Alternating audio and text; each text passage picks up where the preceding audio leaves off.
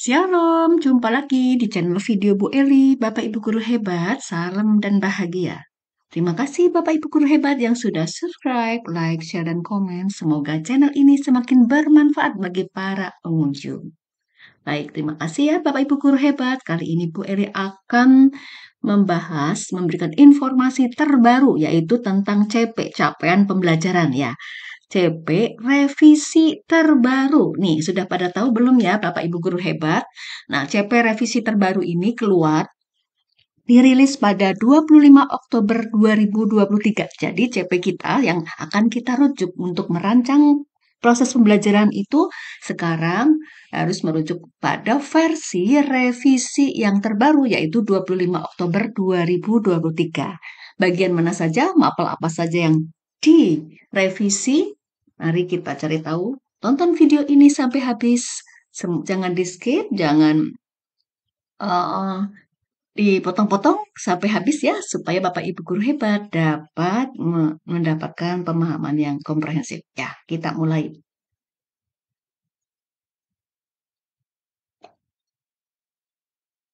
Nah, mapel apa saja yang direvisi pada CP yang rilis pada 25 Oktober 2023?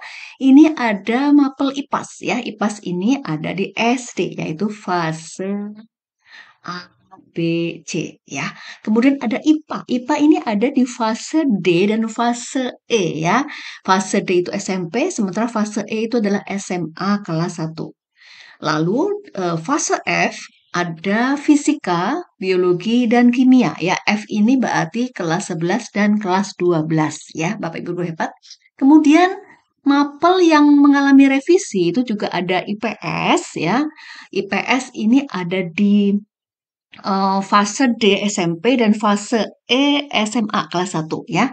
Kemudian geografi, sejarah, dan ekonomi juga mengalami revisi. Geografi, sejarah, ekonomi ini ada di fase F kelas 11 dan 12. Lalu ada seni musik ya. Ini juga mengalami mapel yang mengalami revisi. Nah, Bapak Ibu guru hebat, pada video kali ini Bu Eli akan membahas untuk mapel IPA ya, IPA di fase E dan kimia di fase F11 dan 12.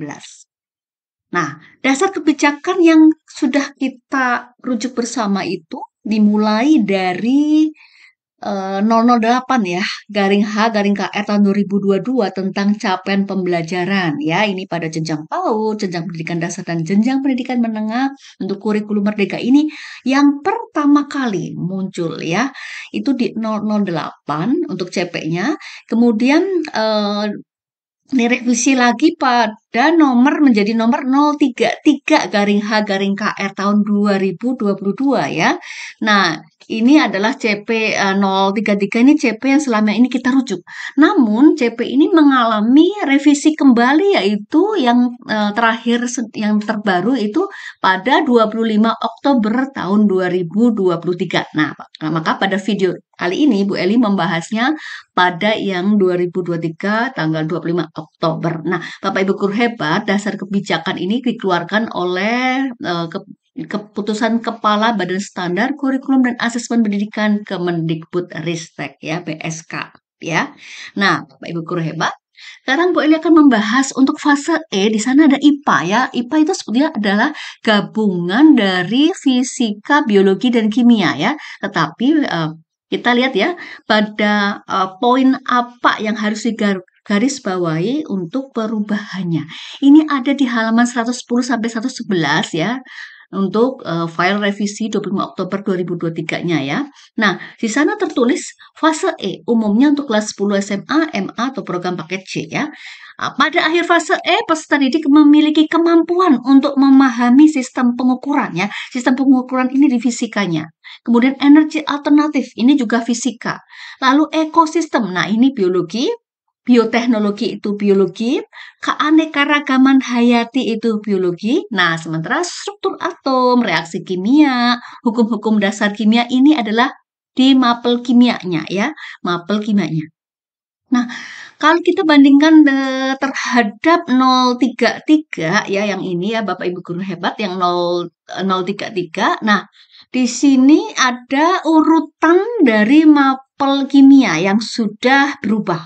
Ya, sekarang urutannya menjadi struktur atom, reaksi kimia, dan hukum-hukum dasar kimia. Kalau diperhatikan perbandingannya ada di sana ya. Jadi sekarang urutannya adalah diawali dari struktur atom, reaksi kimia, kemudian hukum-hukum dasar kimia. Nah, kemudian ini yang perlu digarisbawahi Bapak Ibu guru, Bapak guru hebat, ada di kata perubahan iklim, ada penambahan em, materi perubahan iklim ya. Dan perubahan iklim sehingga responsif dan dapat berperan aktif dalam memberikan penyelesaian masalah pada isu-isu lokal dan global ya. Semua upaya tersebut diarahkan pada pencapaian tujuan pembangunan yang berkelanjutan, Sustainable Development Goals (SDG). Nah, Bapak Ibu guru secara umum CP-nya itu ada penambahan perubahan iklim. Nah, bahasan materi perubahan iklim ini nanti akan dibahas terintegrasi baik pada mata pelajaran fisika, biologi maupun kimia ya. Ini nanti ada buku revisi IPA yang dikeluarkan oleh Kemdikbudristek yang sudah membahas tentang perubahan iklim ya. Jadi Bu Eli adalah salah satu tim penulis kimia di sana ya. Nah, baik Bapak Ibu guru hebat, ingat ya, ada kata perubahan iklim yang ini menggantikan terminologi pemanasan global. Pada 033 itu pemanasan global, sementara pada revisi 25 Oktober 2023 ini adalah perubahan iklim. Nah, sekarang kita fokus pada elemen pemahaman IPA ya, karena perubahannya ada di pemahaman IPA, sementara elemen keterangan prosesnya sama ya. Untuk fase E, ini masih di halaman 110-111, kita baca ya, peserta didik memahami proses klasifikasi makhluk hidup. Jadi ini di breakdown ya, klasifikasi makhluk hidup, peranan virus, bakteri, dan jamur ya. Jadi waktu di 033 masih di virus, tetapi di fase revisi ini ada penambahan yang lebih detail bakteri dan jamur dalam kehidupan ya. Kemudian ekosistem dan interaksi antar komponen serta faktor yang mempengaruhi dan pemanfaatan bioteknologi dalam berbagai bidang kehidupan. Jadi di sini adalah biologinya. Nah, lalu untuk fisikanya, peserta didik memahami sistem pengukuran dalam kerja ilmiah, ya, energi alternatif, dan pemanfaatannya untuk mengatasi permasalahan ketersediaan energi. Jadi kata kuncinya ada di energi. Nah, sementara untuk kimianya, sekali lagi ada perubahan urutan. Jadi urutannya itu sekarang menjadi seperti ini. Peserta didik memahami struktur dan sifat atom. Struktur atom dulu ya. Struktur dan sifat atom serta kaitannya dengan tabel periodik. Sehingga di sini ada bahasan tentang sifat keperiodikan unsur ya. Kemudian jadi tambahannya ada kata sifat keperiodikan unsur nanti ya, karena ada kaitannya dengan tabel periodik unsur ya. Kemudian reaksi kimia dan hukum-hukum dasar kimia. Jadi kalau ada reaksi kimia ini berarti nanti membahas tentang persamaan reaksi kimia, kemudian diakhiri dengan hukum-hukum dasar kimia, serta perannya dalam kehidupan sehari-hari.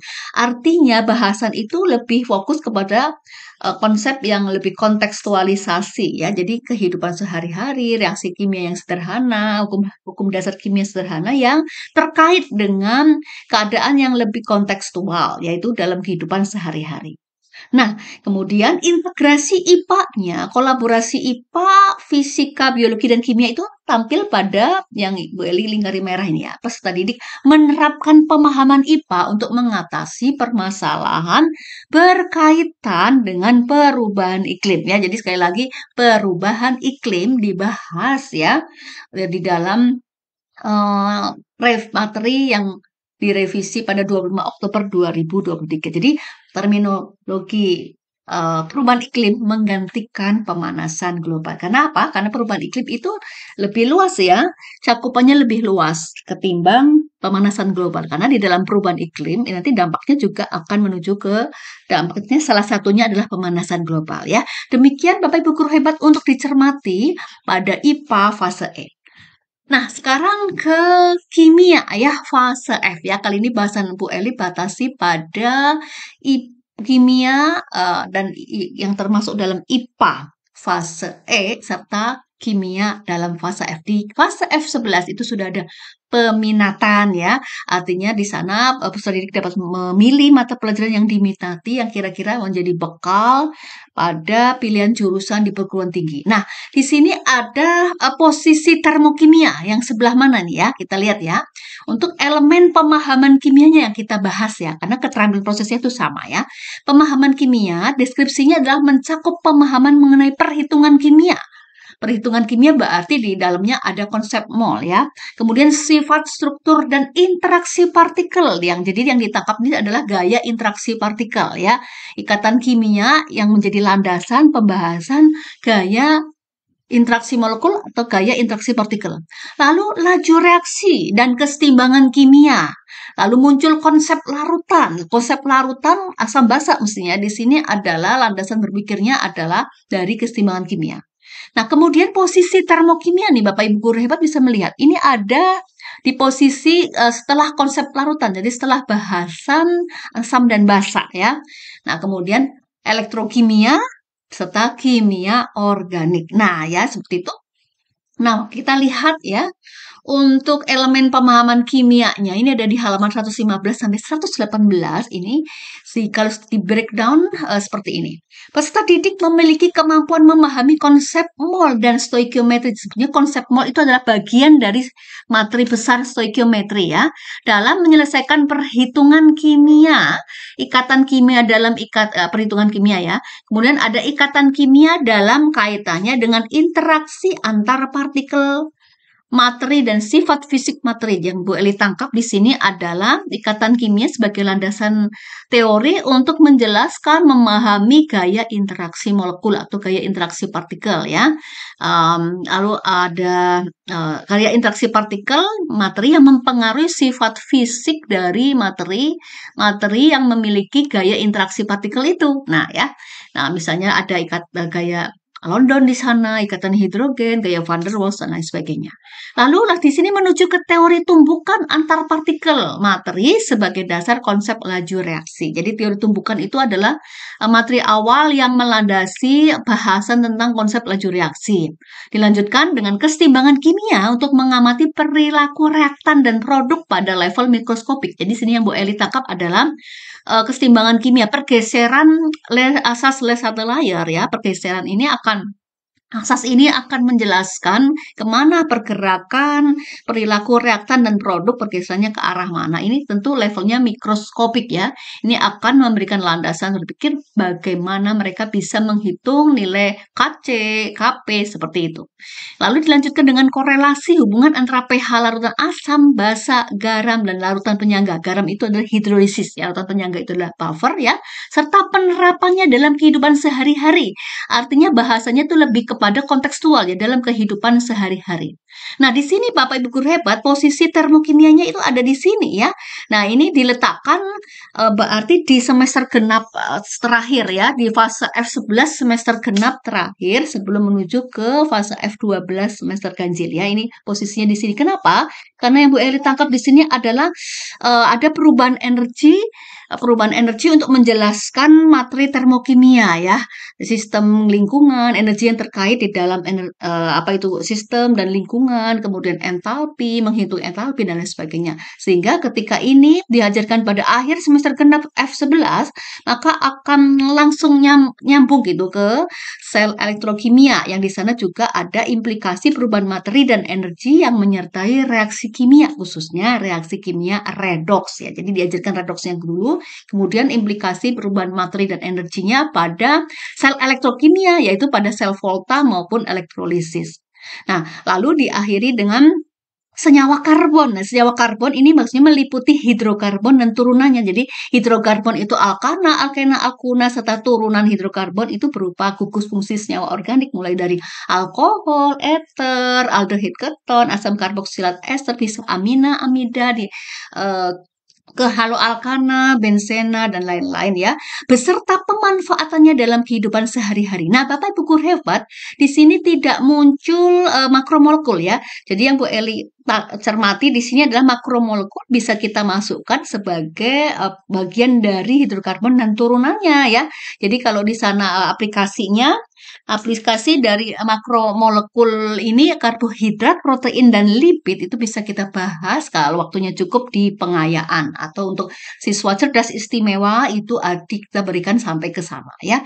Nah, baik Bapak Ibu guru hebat itu untuk perubahan pada kimia fase F ya. Untuk lebih jelasnya lagi tentang breakdown TP menjadi ATP-nya nanti Bu Eli sajikan pada video yang lain ya. Terima kasih sudah menonton video ini Bapak Ibu guru hebat ya.